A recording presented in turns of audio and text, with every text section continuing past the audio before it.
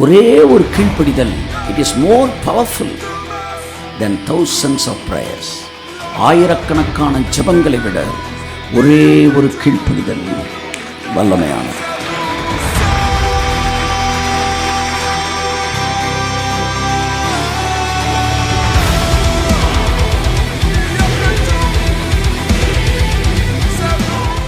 அதாவது அபிஷேகம் பண்ணப்பட்ட வாழ்க்கை அப்பப்ப நிறையறதில்லை, நிறைஞ்சே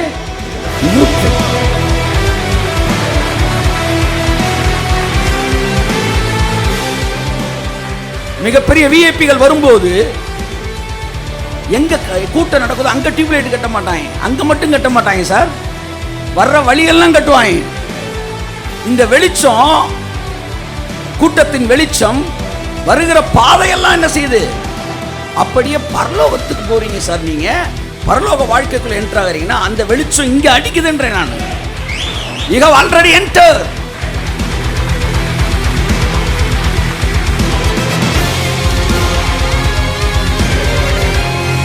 மறுபடியும் சொல்லுகிறேன், சிக்னஸ் அண்ட் டிசீஸ் ஃபாலன் வேர்ல்டுல இருக்கு, ஹாஸ்பிட்டல்ஸ் ஹியூமன் வேர்ல்டுல இருக்கு, ஹீலிங்ஸ் தான் அல்லது டிவைன் ஹெல்த் தான் காட்ஸ் வேர்ல்டுல இருக்கு.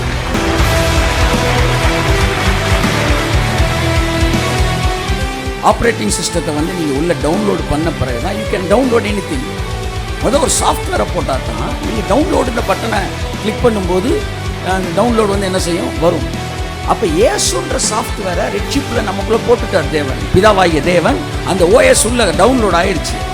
இனி நீங்கள் நினச்சா அந்த உலகத்தில் இருக்கிற எதை வேணாலும் இந்த உலகத்துக்கு டவுன்லோட் பண்ண முடியும்.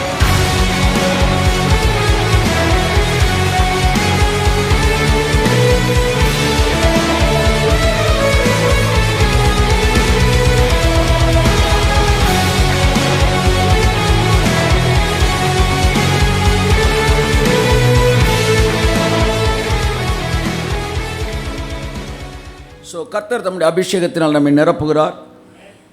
ஸோ பரிசுத்த ஆவியானவருடைய அசைவாடுதலை நம்முடைய வாழ்க்கையில் அதிகமாக உணர்வோம். So word of God and spirit of God is a dual spirit or dual anointing. இந்த இரண்டும் உங்கள் வாழ்க்கையில் நிறைந்திருக்கும்படி நான் அழைக்கிறேன். கர்த்தருடைய அபிஷேகத்தை பெற்றுக்கொள்ளுங்கள். தேவனுடைய வார்த்தையினால் அந்த அபிஷேகத்தை காத்துக்கொள்ளுங்கள். அந்த வார்த்தை அதை காத்துக்கொள்ளும். நிறைய அபிஷேகத்தில் நிறைவது மிகுந்த நல்லது.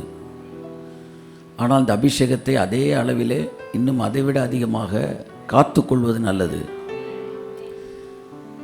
என் ஜனங்கள் வெடிப்புள்ள தொட்டியை தங்களுக்கு கட்டி கொண்டார்கள், ஜீவ தண்ணீர் ஊற்றாகி என்னை விட்டுவிட்டார்கள். ஸோ பெந்தேகோஸ்தே மக்களுடைய மிகப்பெரிய பிரச்சனை தொட்டியில் தண்ணீர் நிரப்புவது அல்ல, நிரப்பின தண்ணீரை கசிய விடுவது. வெடிப்புள்ள தொட்டி. நல்ல அபிஷேகத்தில் நிறைய வீட்டுக்கு போனால் ரொம்ப பிரச்சனையில் ஒரு சோகமான வாழ்க்கையோடு வாழ்கிறார்கள். காரணம் என்னென்னா, அனாயிட்டிங்கை மட்டும் ரிசீவ் பண்ணிக்கிறோம், வார்த்தைக்கு கீழ்ப்படிவது இல்லை. வார்த்தையினால்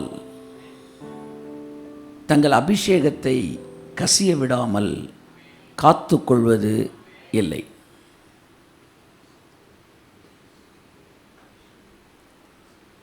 உங்களை அபிஷேகத்தில் நிரப்புவது தேவனுடைய வேலை. அது உங்கள் திறமையே கிடையாது, அது தேவனுடைய திறமை. அதை காப்பாற்றிக்கிறதா உங்கள் திறமை. ஆமென். ஸோ நீங்கள் ஒபீடியன்ஸ்லேருந்து வெளியே வரும்போது you are losing your anointing. I never said that you are losing the Holy Spirit. ஆவியானவரை நீங்கள் இழந்து போகிறீர்கள் நான் சொல்லலை. ஆனால் அபிஷேகத்தை நீங்கள் என்ன செய்கிறீங்க, மிஸ் பண்ணுறீங்க. டிஸ்ஒபீடியன்ட்குள்ளே போகும்போது உங்கள் அனாயிட்டிங்கை நீங்கள் மிஸ் பண்ணுறீங்க. ஆனால் ஒபீடியன்ஸ்குள்ளே நீங்கள் வரும்போது உங்கள் அபிஷேகத்தை பெருக்கிக்கிறீங்க. ஒபீடியன்ஸ்னு ஒன்றே ஒன்று தான் இந்த பெந்தேகோஸ்தே நமக்கு சொல்லி கொடுத்துருக்கு. அது என்னென்னா ஜெபம். Prayer is not the only way to increase your anointing. அது தெரிஞ்சுக்காங்க. There are many ways to increase your anointing level other than prayer. ஜெபமே இல்லாமல் உங்கள் அபிஷேகத்தை கூட்டிக்கிட்டே இருக்கலாம். By obedience.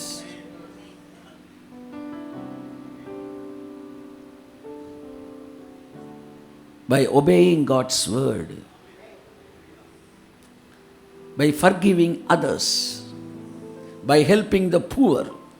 இதெல்லாம் செய்யும்போது உங்களுக்குள்ள இருக்கிற அபிஷேகம் அப்படியே வாழ்ந்துட்டு and obeying the leader. இதெல்லாம் அனாயிண்டிங்கை இன்க்ரீஸ் பண்ணுற சோர்ஸ். ஆனால் நமக்கு சொல்லி கொடுத்தது ஒன்றே ஒன்று ஜெபம். டோட்டல் பெண்டிகாஸ்டலிசத்துக்கு தெரிஞ்ச ஒரே எதிரி பாவம். அவனுக்கு தெரிஞ்ச ஒரே சொல்யூஷன் ஜெபம். அவனுடைய எந்த செய்தியில் ஸ்டெதஸ்கோப்பை வச்சு பார்த்தாலும் டெலஸ்கோப்பை வச்சு பார்த்தாலும் அவங்க செய்தியில் ரெண்டு தான் இருக்கும். ஒன்று பாவம், இன்னொன்று ஜெபம். பாவம் ஏசுனாருக்கு அங்கே இடமே கிடையாது, சிலுவை அங்கே கிடையாது. அதில் 80% பாவம் தான் இருக்கும். ஏன்னா ஜெபம்னு வரும்போது கூட உன் ஜெபத்துக்கு பதில் ஏன் கிடைக்கல? பாவம். திரும்ப அங்கே தானே. That is what sin centred life, sin centred mind. எதை எடுத்தாலும் பாவத்தோடு கனெக்ட் பண்ணுறது. ஆனால் கிரைஸ்ட் சென்டர்ட் மைண்ட் எல்லாவற்றையும் சிலுவையோடு இணைப்பது. ஆமென். எனக்காக இயேசு எல்லாவற்றையும் செய்து முடித்திருக்கிறார் என்பவர்கள் பொய் சொல்கிறதில்ல. ஏன்னா என் வாழ்க்கைக்கு தேவையானதை முடிச்சிருக்கார்ல, அப்புறம் எதுக்கு நான் பொய் சொல்லணும்? எனக்காக எல்லாவற்றையும் முடித்திருக்கிறார் என்று நம்புகிறவர்கள் குறுக்கு வழியில் வேலை செய்வது இல்லை. ஏன்னா எனக்கு என்ன முடிச்சிருக்கார்ல. எனக்காக எல்லாவற்றையும் முடித்திருக்கிறார் என்பவர்கள் திருடுகிறதில்லை. ஏனென்றால் அவர் தான் எனக்காண்டி எல்லாத்தையும் முடிச்சிருக்கார்ல. எனக்காக எல்லாத்தையும் முடிச்சிருக்கிறார் அப்படின்றவங்க யாரையாச்சும் தங்களுக்கு தேவையான துணையை தாங்களே தேடிக்கொள்வதில்லை. ஏன்னா எனக்காண்டி அவர் எல்லாத்தையும் முடிச்சிருக்கார்ல. ஸோ எல்லா பாவத்துக்கும் அடிப்படை என்னவென்றால் அவிசுவாசம். அவிசுவாசத்தை ஒரு மனுஷனுடைய மனசுலேருந்து எடுத்துட்டா பாவத்துக்கு அங்கே இடமே. கைத்தட்டுங்க. அவிசுவாசத்தை மைண்ட்லேருந்து எடுத்துட்டா அங்கே சின்னுக்கு இடமே கிடையாது. ஸோ விசுவாசத்தினால் வராதது தான் என்னது? பாவமே. ஸோ பாவத்தை குறைப்பதற்கு எதை நீங்கள் போதிக்க வேண்டும்? விசுவாசத்தின் அளவை உயர்த்தும் போது பாவம் ஆட்டோமேட்டிக்காக போயிடும். எனக்கு இந்த டைரக்டர் வாய்ப்பு கொடுப்பார்னு சொல்லி அவர் கூட தப்பு பண்ணேன். எனக்கு இந்த கவிஞர் வாய்ப்பு கொடுப்பாரு பாடுறதுக்குன்னு சொல்லி தப்பு பண்ணேன் அப்படின்னும்போது அந்த அம்மாவுக்கு என்ன இல்லை, எல்லாம் போல இறைவன் ஒருத்தர் இருக்கார், அவர் என் திறமையை வெளியே கொண்டு வருவார். அந்த நம்பிக்கை இல்லாதனால நான் தப்பு பண்ணியும் எனக்கு அவர் தரலை அப்படி கம்ப்ளைண்ட் பண்ணுறாங்க. நீ தப்பு பண்ண அதை பேச மாட்டேன்ற, அதுக்கு ஒரு 4 பேர் பேசுகிறாங்க அதை இன்னொரு நாள் பேசுவோம். அது தேவையில்லாத குப்பை.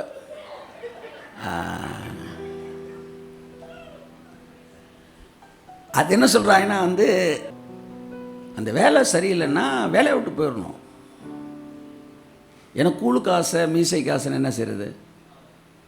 எல்லாத்துக்கும் ரீசன் என்னென்னா அன்பிலீஃப், நம்பிக்கை இல்லாத தன்மை. ஸோ நீ பொய் சொல்கிறது, ஃப்ராடுத்தனம் பண்ணுறது, பித்தலாட்டம் பண்ணுறது, முன்னாடி விட்டு பின்னாடி பேசுகிறது, சதித்திட்டம் தீட்டுறது, போட்டு விட்டு பெரிய ஆள் ஆகணும்னு நினைக்கிறது, இது எல்லாமே என்னென்னா தேவன் என்னை உயர்த்துவார் என்கிற ஒரு வரியை நம்ப முடியாமல் செய்கிற தவறுகள் தான் இதெல்லாம். ஏன் தேவன் அவன் மேலே கோவப்படுறாருன்னா நீ என்ன நம்பலல்ல, அதுதான் மேட்ரு. ஆகையால் என் அன்புக்குரியவர்களே, விசுவாசம் இன்க்ரீஸ் ஆக ஆக பாவம் டிக்ரீஸ் ஆயிரும். நீங்கள் இருளை விரட்டுவதற்கு முயற்சி எடுக்கிறீர்கள். நான் என்ன சொல்கிறேன்? வெளிச்சத்தை கொண்டு வாருங்கள், இருள் விளைகிறோம் நான் சொல்கிறேன். Speak the truth, speak the life, speak the solution. ப்ராப்ளம்னா வெளியே போயிடும். என்னை கூட தான் பெந்தேகோஸ்தே அந்த காலத்தில் வந்து எனக்கு மேடை அமைத்து கொடுப்பதற்கு எந்த சபையும் இல்லை. அதனால் நான் பயன்படுத்தப்படாமல் போயிட்டேனா? இல்லையே. என்னை அழைத்தவர் உண்மையுள்ளவர். அவர் என்னை நடத்துவார், இன்னும் என்னை உயர்த்துவார். உலகத் தோற்றத்துக்கு முன்பாகவே என்ன டிசைன் பண்ணாரோ அதை நிறைவேற்றிடுவார். இன்னும் 1000 எதிரிகள் நீங்கள் வந்தாலும் நீங்கள் அதை ஜெயிச்சுட்டு போயிட்டே தான் இருப்பீங்களே ஒழிய உங்கள் அழைப்பும் மாறாது. எவனாகிலும் விளக்கை கொளுத்தி அதை மரக்காலில் மூடி வைப்பானா? அப்போ என்னிடத்திலும் உன்னிடத்திலும் விளக்கை கொளுத்தினவர், உனக்குள்ள ஒரு ஸ்கில்லை கொடுத்தவர். நான் ப்ரீச்சிங்கிற ஒரு இடத்துல இருக்கிறேன், நீங்கள் பிஸ்னஸ்ன்ற ஒரு இடத்துல இருக்கலாம். நீங்கள் உங்கள் ப்ரொஃபஷன் எதுவாக இருக்கலாம், பாடுறவராக இருக்கலாம், மியூசிக் டேலண்டட் இருக்கலாம், அல்லது எதுவாக இருக்கலாம், அல்லது நீங்கள் ஒரு என்ஜினியராக இருக்கலாம், டாக்டராக இருக்கலாம். உங்களுக்குள்ளே அதை கொளுத்துனது அவர் தானே. கொளுத்துனவர் எல்லாரும் பார்க்கத்தக்கதாய் உயர்த்துவார். ஆகையால் நான் சோப்பு போட வேண்டிய அவசியம் இல்லை, அதனால் நான் பொய் சொல்ல வேண்டிய அவசியம் இல்லை. அதனால் நான் லைட் ஆஃப் பண்ணிட்டு பேங்கை கொள்ளையடிக்கிறதுக்கான வரைபடத்தை நான் ஓப்பன் பண்ண வேண்டிய அவசியம் இல்லை. இதெல்லாம் எனக்கு தேவையில்லை. ஏன்னா எனக்கு தேவன் மேலே நம்பிக்கை இருக்குது. இந்த இடத்துக்கு நீங்கள் வந்துட்டீங்கன்னா எதிரிகளை பற்றி யோசிக்க மாட்டீங்க, அவங்கள கூட நீங்கள் பெருசாக நினைக்க மாட்டீங்க. இதுதான் டிரான்ஸ்ஃபார்ம்டு மைண்டு. அப்போ அவங்க உலகத்தில் எதிரியே இருக்காங்களா இல்லையா? இருக்காங்களா இல்லையா? இருக்காங்க, ஆனால் இல்லை. இருக்காங்க, ஆனால் இல்லை. என் மைண்டில் இருந்தால் தானங்க அது பிரச்சனை. என் மைண்ட்லே இப்போ ஒரு ஸ்பெஷல் ஸ்டூடெண்ட்டு ஒருத்தனை கூப்பிட்டு அவனை எம்ஆர்எஸ் ஸ்டூடெண்ட் ஒருத்தனை ரிட்டையர்டு ஸ்டூடெண்ட் கூப்பிட்டு அவனை கேட்டு அவனுக்கு பிரச்சனை இருக்கான்னு கேட்டிங்கன்னா அவன் பிரச்சனையே இல்லைன்னு தான் சொல்கிறான். ஆனால் பிரச்சனை இருக்கா? இருக்குது. ஆனால் அவனுக்குள்ளே பிரச்சனை வராதனால அவனுக்கு பிரச்சனையே இல்லை. நீங்கள் அந்த இடத்துக்கு வரணுன்றேன் நான். அந்த இடத்துக்கு வரணும். அவனை மாதிரி எப்போவுமே சிரிக்கக்கூடிய இடத்துக்கு நீங்கள் வந்துட்டீங்கன்னா நீங்கள் மறுரூபம் ஆயிட்டீங்கன்ற நான்.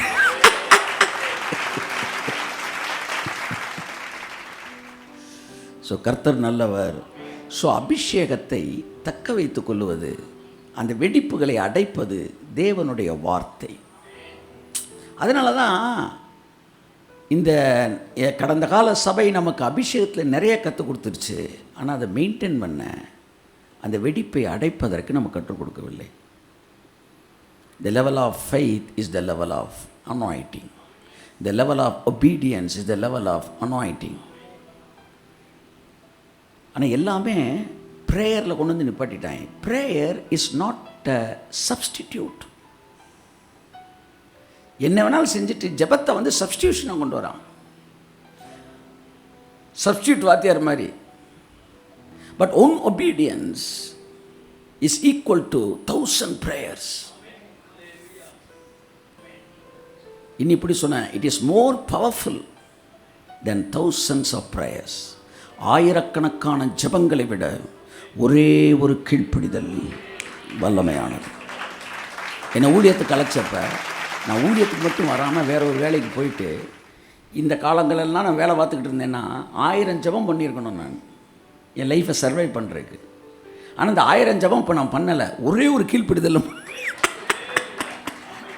முடிஞ்சிருச்சு.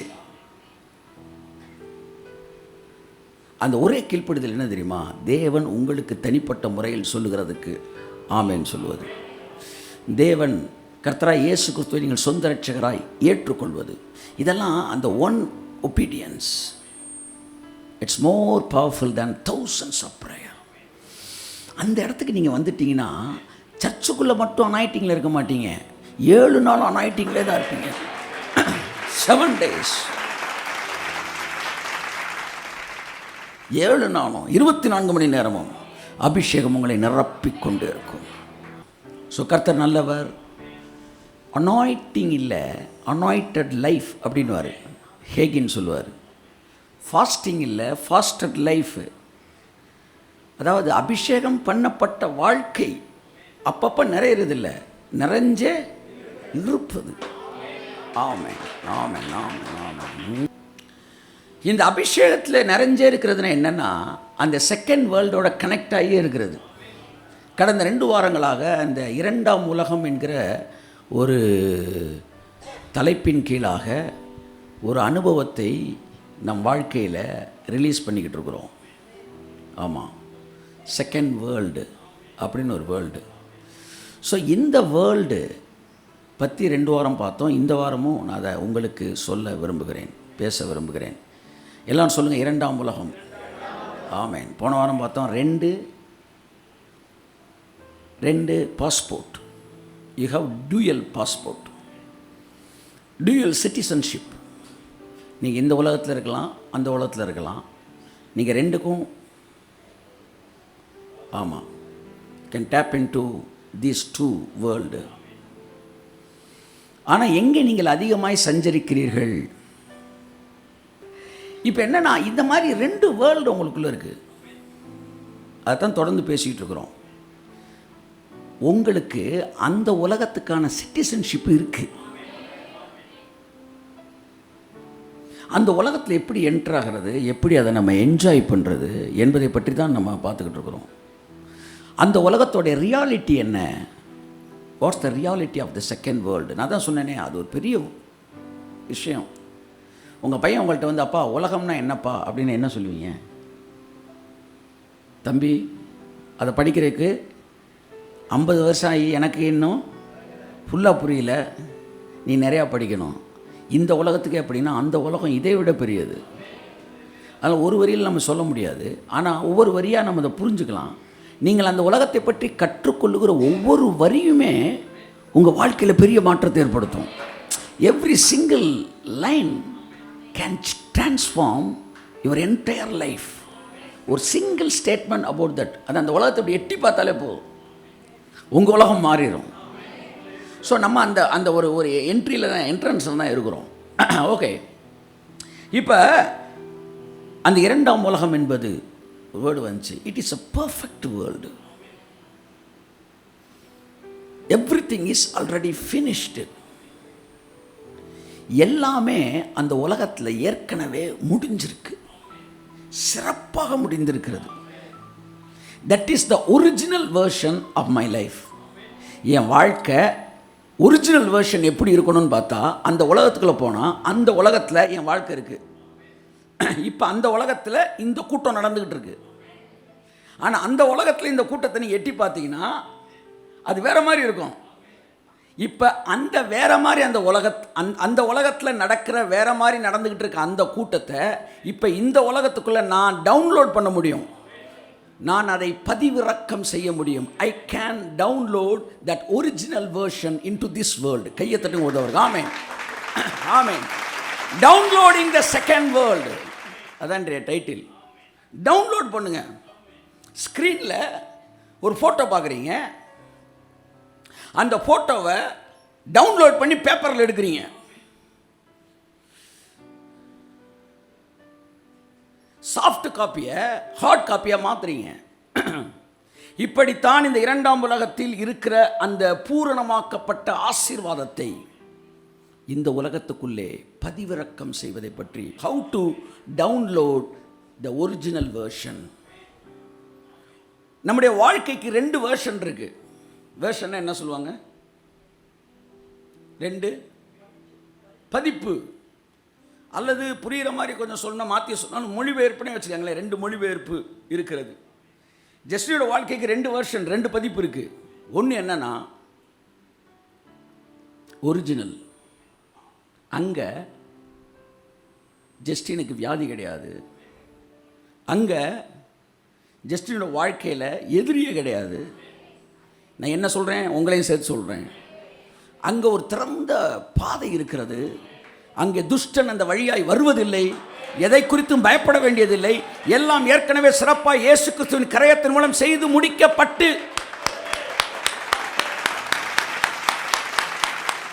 வெளிப்படுத்துதல் 21ஆம் அதிகாரம் 1ஆம் வசனத்திலிருந்து வாசிப்போம்.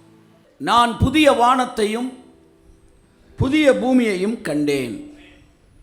முந்தின வானமும் முந்தின பூமியும் ஒளிந்து போயின, சமுத்திரமும் இல்லாமற் போயிற்று. அடுத்து யோவானாகிய நான் புதிய எருசலேமாகிய பரிசுத்த நகரத்தை தேவனிடத்தினின்று பரலோகத்தை விட்டு இறங்கி வர கண்டேன். ஓகே.